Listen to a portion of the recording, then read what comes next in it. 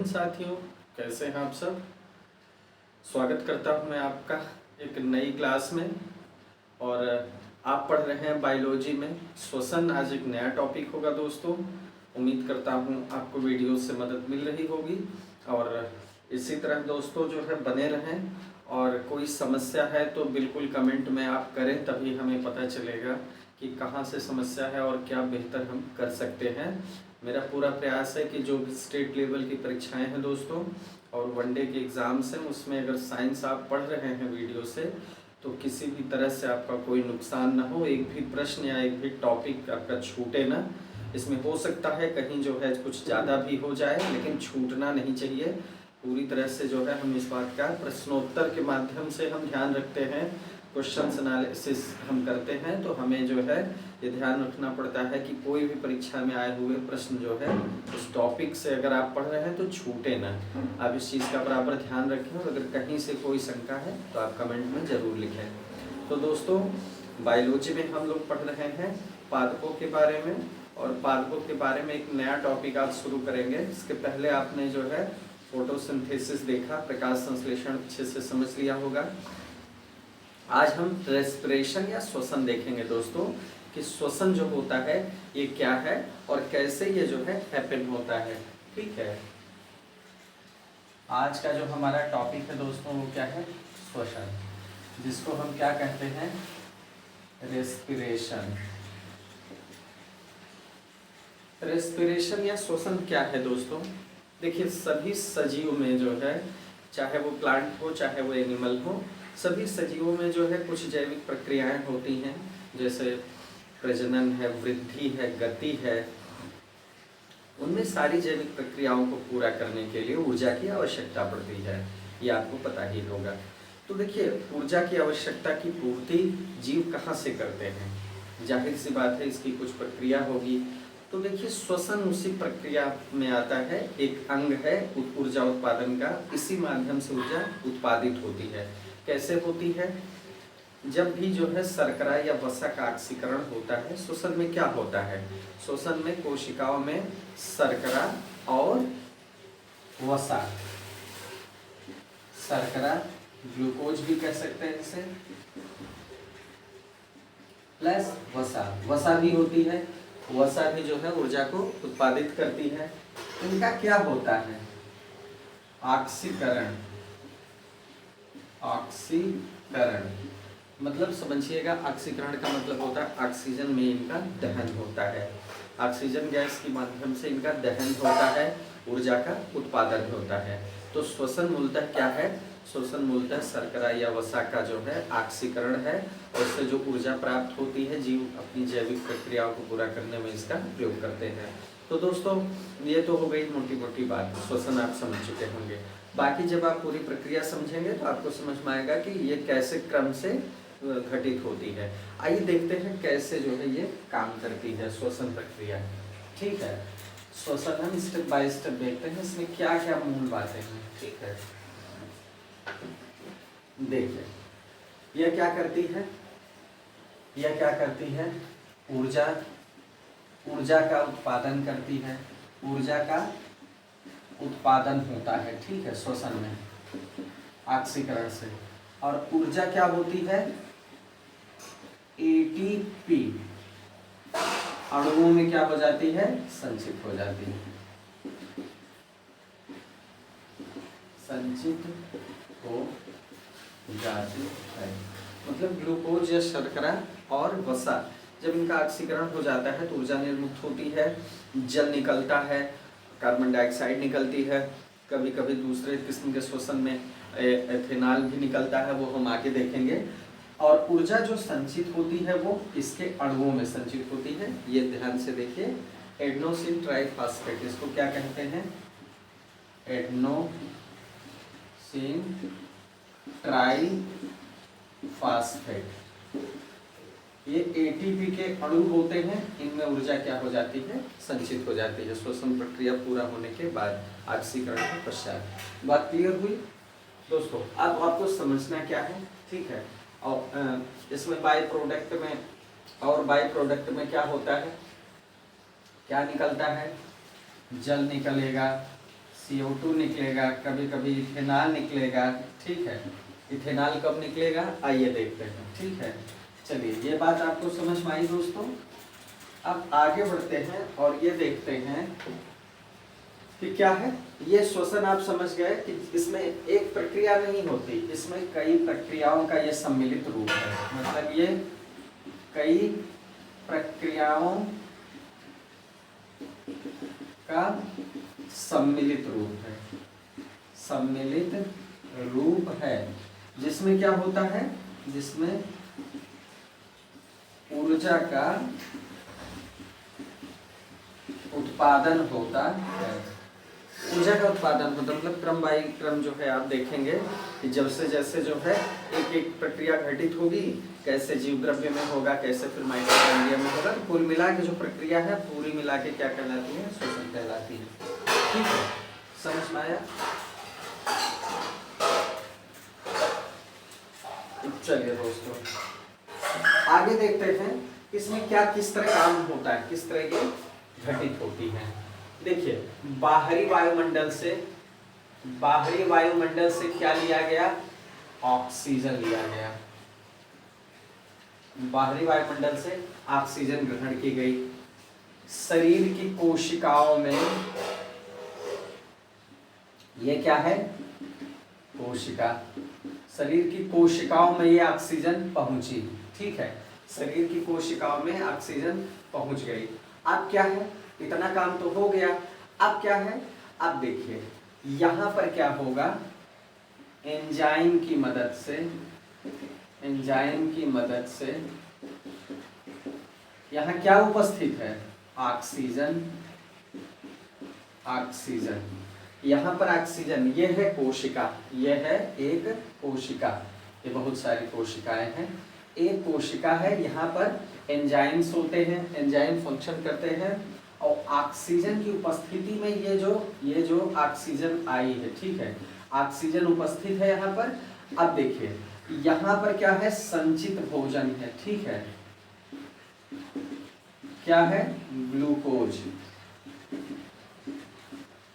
अभी यहाँ पर जो ग्लूकोज विद्यमान है इसका क्या होगा, ये जो ऑक्सीजन आई है यहाँ पर कोशिका में, इसका जो है क्या होगा, ग्लूकोज जो है ऑक्सीजन से क्या होगा, ऑक्सीकृत हो जाएगा। क्या हो जाएगा, यहाँ पर क्या हो जाएगा दोस्तों, ऑक्सीकरण हो जाएगा।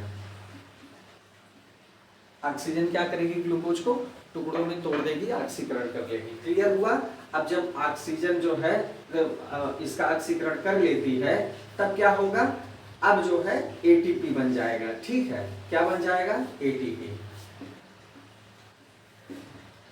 एटीपी बन जाएगा और CO2 क्या होगी, ये बाहर मुक्त कर दी जाएगी,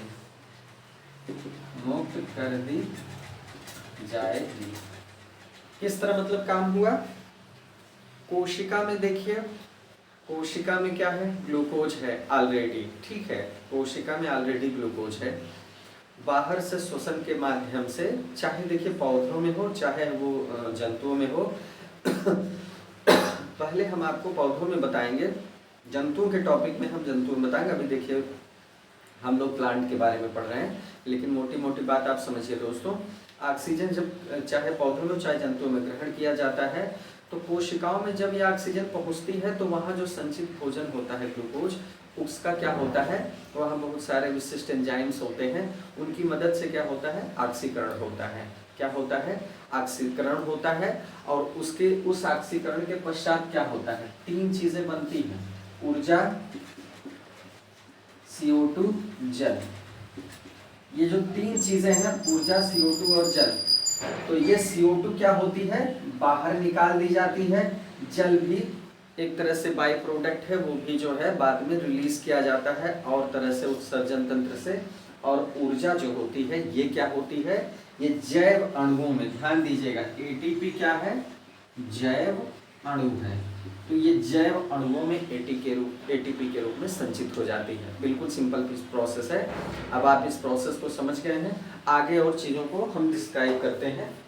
यहाँ तक आपको समझ में आ गया होगा कि विशिष्ट एंजाइम की मदद से और ऑक्सीजन की उपस्थिति से क्या होता है, ग्लूकोज के अणुओं का, शर्करा के अणुओं का या वसा के अणुओं का जो भी संचित भोजन है उसका ऑक्सीकरण हो जाता है। ये क्लियर हुआ? ये क्लियर हो गया दोस्तों? अब देखें, अब ये जो है, अब चूंकि इसको क्या कहते हैं, एक तरह से हम कोशिकीय श्वसन भी कह सकते हैं। क्या कह सकते हैं दोस्तों? कोशिकीय श्वसन। ऐसा हम क्यों कहेंगे? ये जो रेस्पिरेशन आप देख रहे हैं, ये श्वसन आप देख रहे हैं, ये कहाँ घटित हो रहा है? ये घटित हो रहा है दोस्तों कोशिकाओं में। जो प्रक्रिया है वो कहाँ घटित हो रही है? कोशिकाओं में या सेल में। तो इस वजह से हम इसको कोशिकीय श्वसन भी कह सकते हैं। तो कोशिकीय श्वसन इसलिए कह रहे हैं कि जो प्रक्रिया है कोशिकीय श्वसन में ही जो है ग्लूकोज अणुओं का ऑक्सीकरण हो रहा है। ग्लूकोज अणुओं का ऑक्सीकरण कहाँ हुआ? ऑक्सीकरण कहाँ हुआ?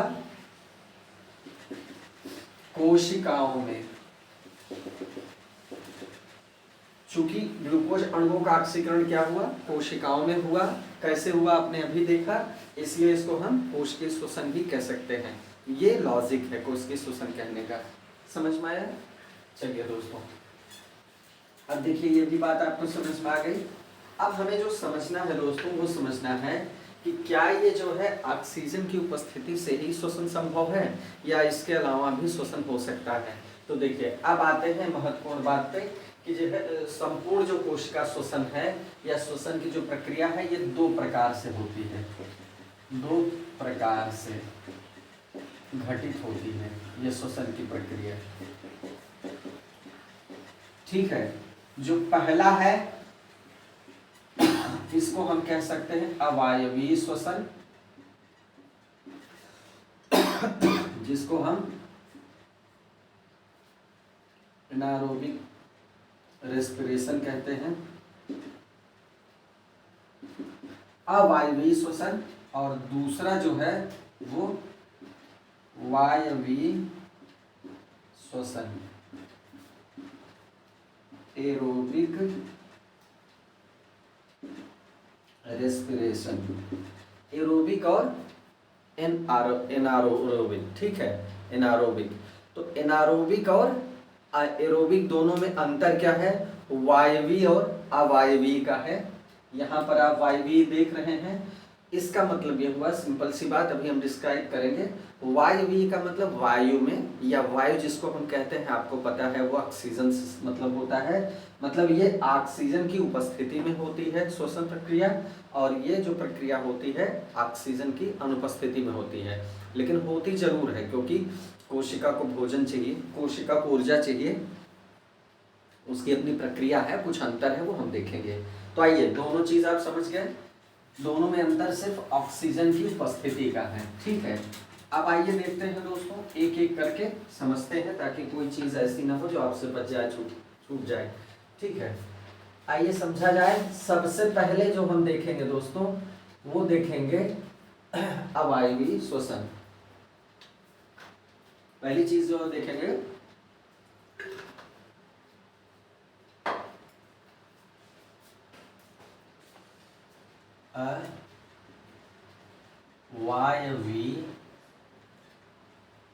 अवायवीय श्वसन।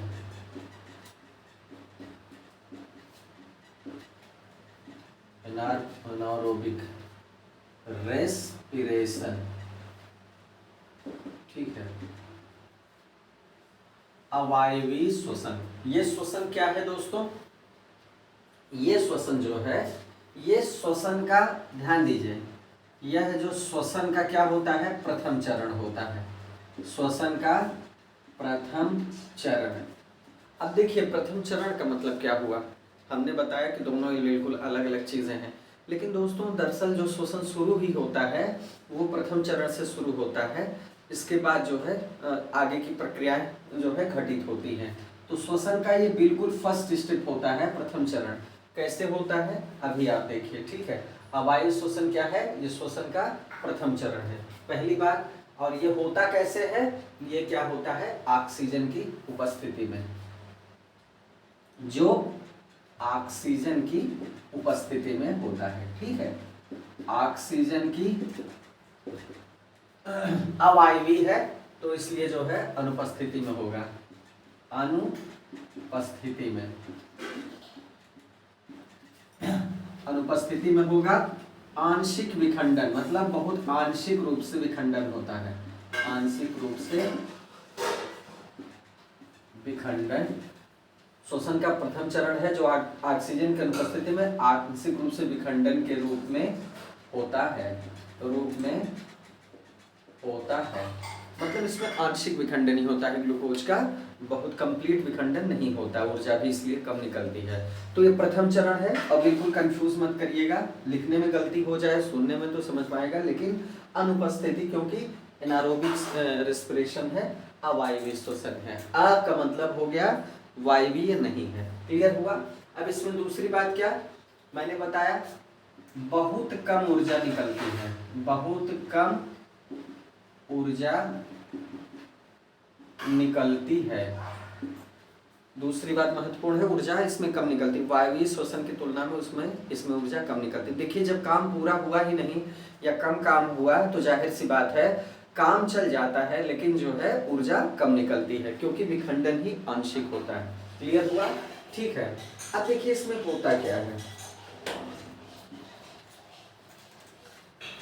आइए देखते हैं दोस्तों, यहां पर होता क्या है, इस क्रिया में क्या होता है, एक अणु ग्लूकोज का, ठीक है, ये दो पायरुवेट अणु जो है में बनता है, दो पायरुवेट अणु, एक ये बनता है कि पायरुवेट अणु क्या है, पायरुविक अम्ल होता है दोस्तों। तो ये जो है पायरुवेटिक अम्ल जो होता है, यही जो है क्या होता है, पायरुवेटिक अणु के रूप में ये ग्लूकोज टूटता है। ठीक है, अब पायरुवेटिक जो है अम्ल से ये अणु क्या होता है, संबंधित होता है। ठीक है, तो ये पायरुवेट जो अम्ल होते हैं अणु होता है दोस्तों, ये दो निकलते हैं एक ग्लूकोज के विखंडन से, एक ग्लूकोज के अणु के विखंडन से दो पायरुवेटिक अणु का निर्माण होता है। ठीक है, ये किससे संबंधित है, पायरुवेटिक अम्ल से। ठीक है, अब आइए देखते हैं, अब इस कंडीशन में क्या होगा, दो अणु तो पायरुवेट बन गया, दो पायरुवेट अणु बन गया। अब आपको आगे जानना है कि इसके बाद क्या होता है। इसके बाद दोस्तों तीन सिचुएशन हो सकती है, तीन सिचुएशन हो सकती है। पायरुवेट, पायरुविक अम्ल होता है, उसी से संबंधित अणु होता है ये पायरुवेटिक अणु। अब ये तो बन गया। अब देखिए तीन कंडीशन हो सकती है। पहली कंडीशन क्या होगी, पहली कंडीशन क्या होगी, ऑक्सीजन की अनुपस्थिति में ये क्या बनाएगा, इथेनॉल और CO2। ये क्या करेगा, ऑक्सीजन की अनुपस्थिति में, ऑक्सीजन की अनुपस्थिति में ये क्या बनाएगा, इथेनॉल। देखिए जब ऑक्सीजन अनुपस्थित होगा दोस्तों तो क्या बनेगा, इथेनॉल प्लस CO2। क्या बनेगा, इथेनॉल प्लस CO2। ध्यान दीजिएगा दोस्तों, जल कब बनता है, जल तब बनता है जब ऑक्सीजन उपस्थित होती है। जल नहीं रहेगा तो इथेनॉल बनेगा, बाकी CO2 निकलेगी। दोनों दशाओं में ऊर्जा तो बनेगी ही बनेगी। याद रखिएगा अंतर जो बेसिकली क्या है, इथेनॉल की जगह जल जब निकलता है तब ऑक्सीजन उपस्थित होता है। तो यहां तक आप समझे, पहली जो प्रक्रिया है अवायु श्वसन, प्रथम चरण है श्वसन का, ये बात आपको पता हो गई। अब प्रथम चरण के बाद होता क्या है, ऑक्सीजन की अनुपस्थिति में सबसे पहले प्रक्रिया शुरू होती है, और कहाँ शुरू होती है, कोशिका द्रव्य में। अब देखिए हम बताते हैं कैसे आगे काम होता है। इथेनॉल और CO2 क्या होती है, ये चेंज हो जाती है, ये पायरुवेट अम्ल जो होता है किसमें चेंज हो जाता है, इथेनॉल और CO2 में। ये बात आपको क्लियर हुई। अब देखिए इतना तो आपको समझ में आ गया होगा, ग्लूकोज के अणु दो पायरुवेट अणुओं में टूटे हैं, ऑक्सीजन की उपस्थिति में दो अणुओं में टूटे हैं ग्लूकोज के अणु, पायरुवेट अणु। अब देखिए एक कंडीशन में ये होता है कि अगर ऑक्सीजन अनुपस्थित है तो क्या होगा, वो कन्वर्ट हो जाएगा इथेनॉल में और CO2 में, नंबर एक। नंबर दो क्या होगा दोस्तों, दूसरी कंडीशन में क्या होगा, ये क्या होता है, पेशियों में लैक्टिक अम्ल बनाता है। अब देखिए ऑक्सीजन अनुपस्थित है, ठीक है, पेशियों में क्या होता है, लैक्टिक अम्ल का निर्माण करता है। ध्यान दीजिएगा क्या होगा, पहली कंडीशन ये हो सकती है कि इथेनॉल और CO2 में कन्वर्ट हो जाए, दूसरी कंडीशन क्या होगी, लैक्टिक अम्ल में कन्वर्ट हो जाए, लैक्टिक अम्ल में कन्वर्ट हो जाए मांसपेशियों में, मांसपेशियों में। देखिए दोस्तों इसका मतलब क्या हुआ, अब मैं एक उदाहरण से आपको समझाता हूँ। जब आप कसरत करते हैं, एक्सरसाइज करते हैं या रनिंग करते हैं, ज़्यादा जब वर्कआउट करते हैं आप, तो कभी कभी आपने महसूस किया होगा कि आपकी मांसपेशियों में ऐंठन पैदा हो जाती है, दर्द होने लगता है। ऐसा क्यों होता है, इसका रीज़न यहाँ आपको क्लियर हो जाएगा। देखिए होता क्या है कि कोशिका में श्वसन होता है, ये मनुष्यों की बात है, जंतुओं की बात हो रही है, मनुष्यों की बात हो रही है। इसके उदाहरण से आप समझने का प्रयास करें। देखिए मांसपेशियों में क्या होता है दोस्तों, मांसपेशियों में क्या होता है कि कोशिकाओं में श्वसन चलता रहता है। अब अगर मान लीजिए ऑक्सीजन की आपूर्ति बराबर हो रही है, जैसे आप सांस ले रहे हैं, ऑक्सीजन जो है कोशिकाओं में जा रही है, और आपको पता है कि वहाँ के संचित भोजन से क्या हो रहा है, जो संचित भोजन है वो टूट रहा है और ऊर्जा मुक्त हो रही है। मान लीजिए आप रनिंग कर रहे हैं और आपको ऊर्जा मिल रही है, श्वसन आप कर रहे हैं, लेकिन अगर आप और तेज रनिंग कर रहे हैं, आप स्पीड बढ़ा देते हैं या और वर्कआउट करने लगते हैं, तो आप हांफने भी लगते हैं और मसल क्रैम्प शुरू हो जाता है, ऐंठन शुरू हो जाता है। ऐसा इसलिए होता है कि कोशिकाओं में क्या होती है, ऑक्सीजन की कमी हो जाती है, उतनी मात्रा में ऑक्सीजन नहीं मिल पा रही है जितनी ऊर्जा आप ले रहे हैं अपने काम के लिए। तो फिर क्या होता है, इसकी वजह से क्या होता है, कोशिका इंतजार नहीं करती कि आप सांस लीजिए तो उसके माध्यम से पूरी ऑक्सीजन आए, वो तो आ ही रही है लेकिन उससे काम तो उसका चल नहीं रहा है। तब क्या होगा तब ये होगा कि जो कोशिका है वो श्वसन करने लगेगी, लेकिन ऑक्सीजन की अनुपस्थिति में। तो ऑक्सीजन की अनुपस्थिति में जब करेगी तो जाहिर सी बात है किस तत्व का निर्माण होगा, लैक्टिक एसिड का। न कि वो जल कार्बन डाइऑक्साइड ऊर्जा के रूप में टूटेगी, वो टूटेगी लैक्टिक एसिड के रूप में। तो क्या होगा, मांसपेशियों में लैक्टिक एसिड जमा हो जाएगा। भाई श्वसन किया, काम हो गया, ऊर्जा का काम तो हो गया, तो तात्कालिक रूप से तो उसकी आपूर्ति हो गई, लेकिन बाद में बाई प्रोडक्ट बना, वो क्या बना, लैक्टिक एसिड बना। तब आपको क्या होता है, मांसपेशियों में ऐंठन होने लगती, दर्द होता है, पैरों में दर्द होता है, टखने के पास दर्द होता है। अब देखिए यही लैक्टिक एसिड है जो जमा हो जाता है।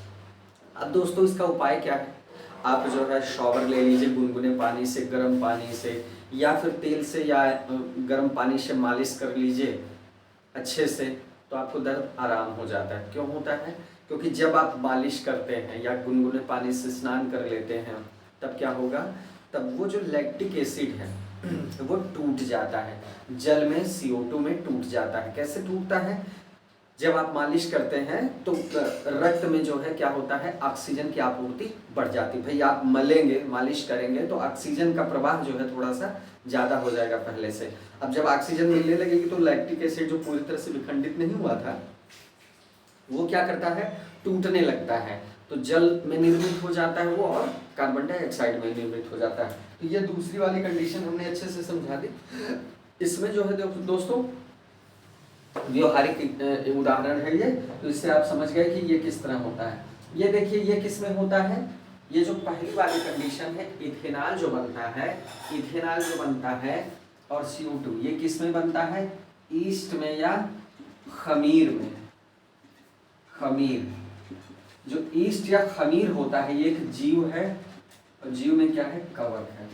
ये जो कवक है या फंजी है, तो ये दोस्तों जो है ईस्ट या खमीर जब शोषण करता है तो ये कैसे शोषण करता है, ऑक्सीजन की अनुपस्थिति में करता है।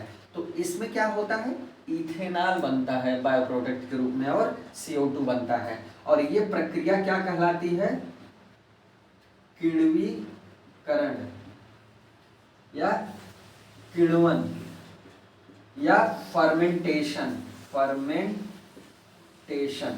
फर्मेंटेशन कहते हैं इसको, किण्वन कहते हैं, जिसमें जो है श्वसन होता है लेकिन ऑक्सीजन की अनुपस्थिति में। और इसी तरह जो इथेनॉल प्राप्त हो जाता है।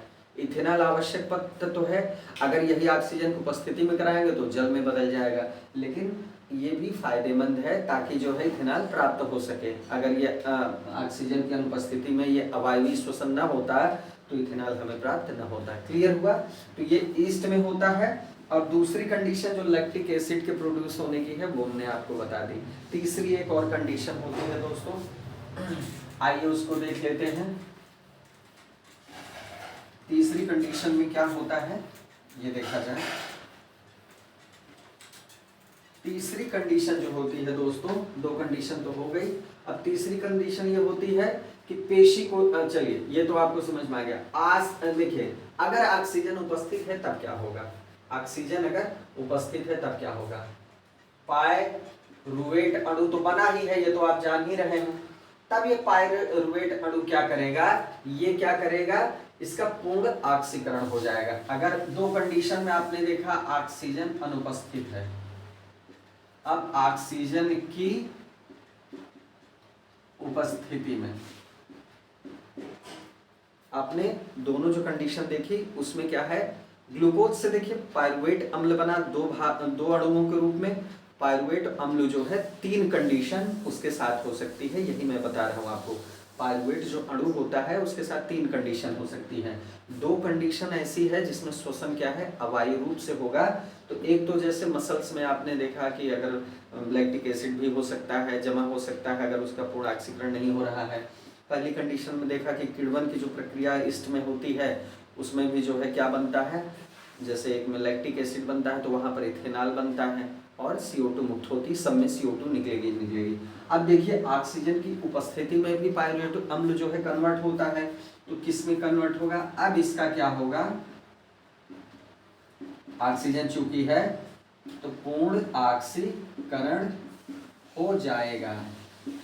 आप देखिए काम खत्म हो गया, इसका पूर्ण ऑक्सीकरण हो जाएगा और क्या बनेगा, जल और CO2, जल और CO2 बनेगा, पूर्ण ऑक्सीकरण कंप्लीट हो जाएगा। तो आपने देख लिया किस तरह ये काम करता है।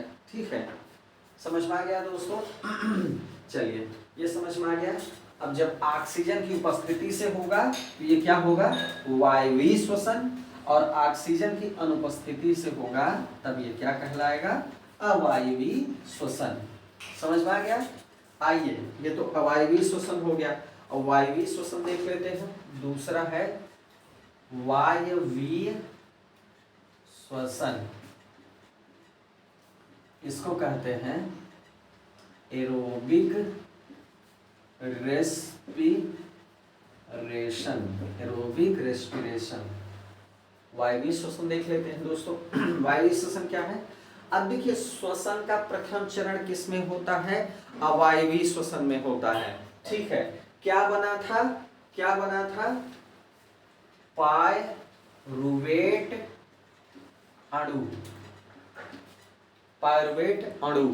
तो दोस्तों पायरुवेट अणु जो बना था तो ये क्या है, अगर ऑक्सीजन की अनुपस्थिति में होगा तो 2 कंडीशन में आपने देखा है, या तो लैक्टिक एसिड और जो है CO2 बनेगा, या तो इथेनॉल और CO2 बनेगा जब ऑक्सीजन अनुपस्थित होगा।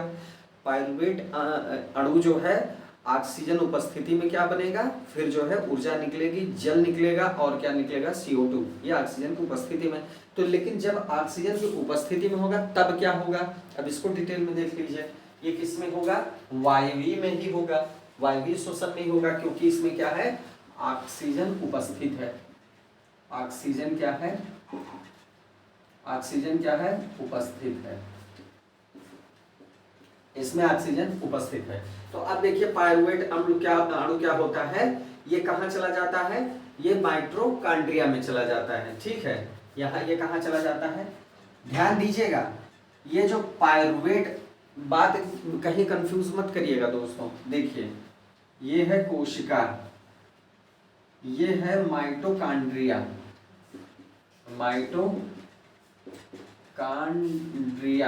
माइटोकॉन्ड्रिया हो गया। ये क्या है,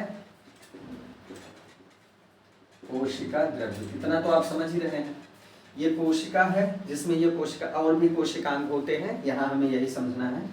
तो ये कोशिका द्रव्य है, ये क्या है, माइटोकॉन्ड्रिया है, ठीक है। अब समझने का प्रयास करिए। कोशिका द्रव्य जो है, कोशिका द्रव्य में प्रथम चरण घटित होता है अवायवीय श्वसन का, जिसमें ग्लूकोज के टूटने से 2 पायरुवेट अणु का निर्माण होता है। ये बात क्लियर हो चुकी है। और क्या बनेगा ऑक्सीजन की अनुपस्थिति में, अवायवीय श्वसन में क्या बनेगा आपने देखा, ठीक है। 2 कंडीशन आपने देखी। अब देखिए तीसरी वाली जो कंडीशन थी, जिसमें ऑक्सीजन की उपस्थिति में पूर्ण वायवीय श्वसन होगा या पूर्ण ऑक्सीकरण होगा, उसके लिए क्या करता है, ये जो 2 अणु है पायरुवेट अणु ये बने। अब पायरुवेट अणु क्या होता है, कहां चला जाता है, माइटोकॉन्ड्रिया में। माइटोकॉन्ड्रिया में पायरुवेट अणु चला जाता है पूर्ण ऑक्सीकरण के लिए। अब पायरुवेट अणु कहां चला जाएगा, माइटोकॉन्ड्रिया में, माइटोकॉन्ड्रिया में। अब यहां क्या होगा, यहां ऑक्सीजन उपस्थित होगी, क्या होगी, ऑक्सीजन जो होती है उपस्थित होती है। और यहां क्या होता है, ऑक्सीजन की उपस्थिति में पूर्ण ऑक्सीकरण, पूर्ण ऑक्सीकरण। मतलब पायरुवेट अणु जो होता है कोशिका द्रव्य में अवायवीय श्वसन करता है और उसमें जो है बाई प्रोडक्ट में जो बनता है आपने देखा। अब पूर्ण ऑक्सीकरण के लिए कहाँ जाता है, माइटोकॉन्ड्रिया में, और माइटोकॉन्ड्रिया में वायवीय श्वसन होता है ऑक्सीजन की उपस्थिति में। और क्या होता है, जल का निर्माण हो जाएगा प्लस CO2 बाई प्रोडक्ट सब में है, ध्यान दीजिएगा CO2 सब में होता है। अब जो है जल और CO2 में ये चेंज हो जाएगा। क्लियर हो गया, ठीक है, समझ में आ गया होगा दोस्तों। कोई भी चीज छूटी नहीं, सारी चीजें की एक चीज बता दी है, इससे ज्यादा कहीं से शायद ज्यादा ही है, ये जरूरत से ज्यादा है, लेकिन छूटी नहीं कोई चीज है। आपको पूरा क्रम पता चल गया किस तरह ये काम करता है। अवायवीय श्वसन से स्टार्ट होता है, प्रथम चरण वो होता है। और वायवीय श्वसन जो होता है उसमें क्या होता है, वो माइटोकॉन्ड्रिया में होता है, कोशिका द्रव्य में भी होता है, माइटोकॉन्ड्रिया में भी होता है। लेकिन क्या होता है, लेकिन अवायवीय श्वसन जो होगा, ध्यान दीजिएगा दोस्तों, जो अवायवीय श्वसन होगा वो किस में होगा, कोशिका द्रव्य में होगा। और सिर्फ एक बात बहुत इंपॉर्टेंट है, अवायवीय श्वसन कोशिका द्रव्य में भले होगा लेकिन वहां पर ऑक्सीजन की अनुपस्थिति होगी, बस इतना सा पर्याप्त है। अब देखिए, अब इनमें हम थोड़ा सा अंतर देख लेते हैं पॉइंट वाइज, ताकि जो बची कुछ चीजें हैं वो दिमाग में आपके एकदम क्लियर हो जाए, किसी तरह का कोई कंफ्यूजन न रहे दोस्तों। पूरी बात समझिएगा, आपको जो है कोई कंफ्यूजन नहीं रह जाएगा। अब देखिए दोनों में अंतर जब हम समझ जाएंगे, जब दोनों में हम अंतर देख लेंगे ना, तो हमारी सारी चीजें क्लियर हो जाएंगी। अब देखिए, अब ये तो आप समझ गए कि वहां ऑक्सीजन की उपस्थिति में विखंडन हो जाता है, ठीक है। अब जब विखंडन हो जाएगा तो CO2 और जल जो है क्या होगा, रिलीज हो जाएगा। और ऊर्जा तो बन ही रही है, आप देख ही रहे हैं। तो ऊर्जा जो होती है, ऊर्जा बनती है और ATP अणुओं के रूप में संचित हो जाती है, हम पहले ही देख चुके हैं, ठीक है। ATP अणुओं के रूप में, एडेनोसिन ट्राइफॉस्फेट अणुओं के रूप में संचित हो जाती है। अब आइए हम अंतर देखेंगे, वायवीय श्वसन और अवायवीय श्वसन में, दोनों में अंतर देखेंगे। अंतर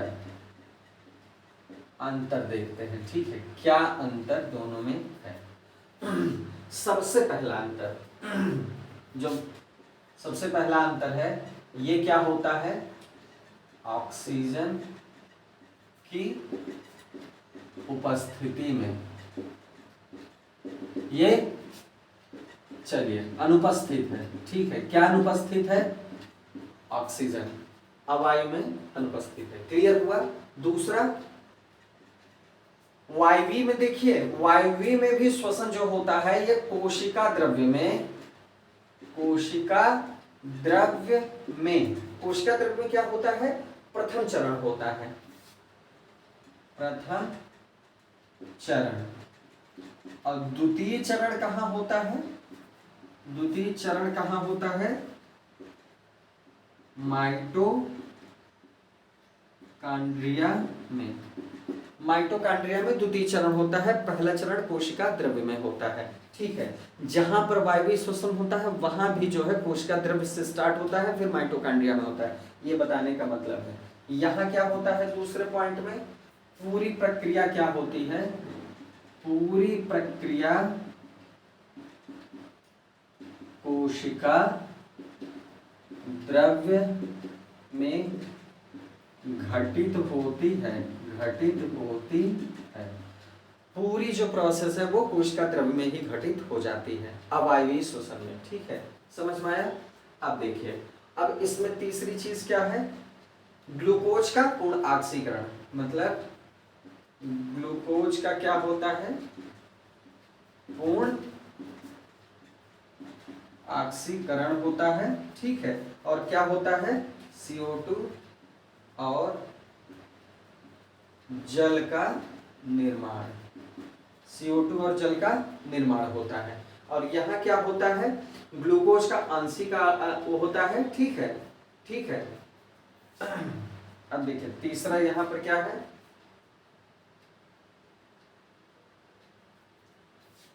ग्लूकोज का आंशिक ऑक्सीकरण। और क्या होगा, क्या क्या बनेगा दोस्तों, मैंने बताया है पायरुवेट अणु प्लस या उसके बाद क्या बनेगा, लैक्टिक एसिड या इथेनॉल। मतलब या तो लैक्टिक एसिड बनेगा या तो इथेनॉल बनेगा, प्लस क्या होगा, CO2। ठीक है, जो यहाँ जल है, जल की जगह क्या होगा, या तो इथेनॉल बनेगा या तो लैक्टिक एसिड बनेगा। कहीं ना कहीं ये जो तत्व है दोस्तों, इथेनॉल या लैक्टिक एसिड, पूरी तरह से टूटा नहीं है, ऊर्जा इसमें शामिल है। अब अगर पूरी तरह से इसको ऑक्सीजन फिर से मिल जाए अच्छे से, तो ये टूट के जो है एकदम ऊर्जा मुक्त कर देगा और CO2 और जल में विभक्त हो जाएगा। क्लियर हुआ। अब देखिए इसमें क्या होता है, चौथा, अधिक ऊर्जा निकलती है, अधिक ऊर्जा मुक्त होती है। और चौथा इसमें क्या है, इसमें कम ऊर्जा मुक्त होती है, इसमें कम ऊर्जा मुक्त होती है। मतलब ऊर्जा में भी अंतर है कि मतलब जब पूर्ण ऑक्सीकरण हो जाएगा जाहिर सी बात है ऊर्जा अधिक मुक्त हो जाएगी, और आंशिक होगा तो ऊर्जा कम मुक्त होगी। क्लियर हुआ दोस्तों, चलिए समझ में आ गया। ठीक है दोस्तों, ये हो गया इनके बीच का अंतर। क्या हो गया, इनके बीच का अंतर। तो देखिए अवायवीय श्वसन और वायवीय श्वसन जो है आप समझ गए, और श्वसन किस तरह घटित होता है क्रम में, प्रथम चरण द्वितीय चरण, ये बात आपको समझ में आ गई दोस्तों। अब देखिए ये टॉपिक अभी थोड़ा सा बाकी है, पौधों में हम देखेंगे किस तरह श्वसन होता है और किस तरह मतलब कौन कौन से कोशिकांग किस तरह भाग लेते हैं, ये हम अगले टॉपिक में समझेंगे। उम्मीद है इस टॉपिक में बताई सारी चीज़ों को आप समझ चुके होंगे। कहीं अगर किसी पॉइंट में आपको कोई शंका है या समझ में आया हो तो कमेंट बिल्कुल करें दोस्तों। ठीक है, आज के लिए इतना ही दोस्तों, मिलते हैं नेक्स्ट वीडियो में। Thank you.